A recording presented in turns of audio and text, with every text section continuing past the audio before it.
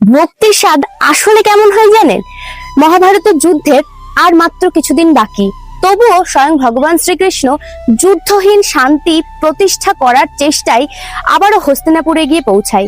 সেখানে গিয়ে দেখলেন দুর্যোধনের অহংকারের মাত্রা এতটাই চরমতার শিখরে গিয়ে পৌঁছেছে যে সে ভেবেছিল নিজের ধন ঐশ্বর্যকে প্রদর্শন করে দ্বারকাধীশকে মুগ্ধ করবেন। তাই দুর্যোধন 56 প্রকার সুস্বাদু রন্ধন ব্যঞ্জন করে সোনার থালায় স্বয়ং ভগবান অর্থাৎ দ্বারকাধীশকে সেবা প্রদান করবেন ভেবেছিলেন।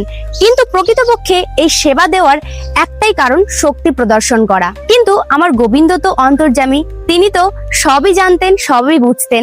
তাই দুর্যোধনকে অত্যন্ত স্বাভাবিকভাবে কিন্তু দৃঢ়তার সাথে তার যে সুস্বাদু ব্যঞ্জন দেওয়ার ব্যাপারটা প্রত্যাখ্যান করেন স্বয়ং ভগবান। তারপর দ্বারকাধীশ হস্তিনাপুরের রাজপ্রাসাদের সেই সুস্বাদু রাজভোগ পরিত্যাগ করে বিদুরের গৃহে বিদুরানী অর্থাৎ সুলক্ষণার কাছে গিয়ে পৌঁছায়। ত্রিলোকের অধীশ্বর স্বয়ং ভগবান শ্রীকৃষ্ণ এই দাসী পুত্রের গৃহে এসেছে, আবার সেখানে এসে নিজে খাবার চেয়ে খাচ্ছে।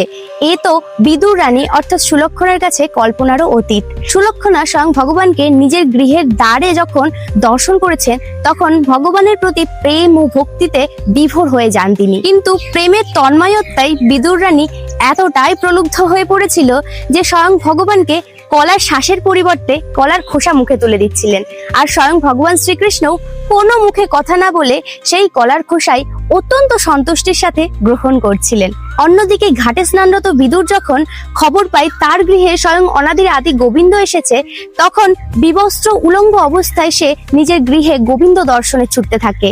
এদিকে উলঙ্গ অবস্থায় বিদুর গৃহে এসে যখন দেখে তারই পত্নী সুলক্ষণা ভগবানকে কলার শ্বাসের পরিবর্তে কলার খোসা খাওয়াচ্ছে, তখন সে চিৎকার করে বলতে থাকে, এ কি করছো তুমি?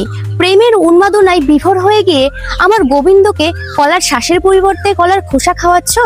তখন সুলক্ষণার জ্ঞান ফিরে আসে এবং সেও বিদুরকে বলে, আমি না হয় স্বয়ং ভগবানকে নিজের গৃহে দর্শন করে প্রেমের উন্মাদনায় বিভোর হয়ে গিয়ে এই ভুল কাজটা করে ফেলেছি, কিন্তু তুমি গোবিন্দকে দর্শন না করেই তো তুমি শুধুমাত্র কর্ণে শুনেছ আমার গৃহে স্বয়ং গোবিন্দ এসেছে, তাতেই তুমি উলঙ্গ বিবস্ত্র অবস্থায় নিজের গৃহে ছুটে এসেছো গোবিন্দ দর্শন করার জন্য। তো এখান থেকে আমরা কি শিক্ষা পেলাম? ভগবানের কাছে ধন সম্পদ এগুলো কোনো কিছুই গুরুত্বপূর্ণ নয়, ভগবানের কাছে তো ভক্তির ভাবই আসল গুরুত্বপূর্ণ।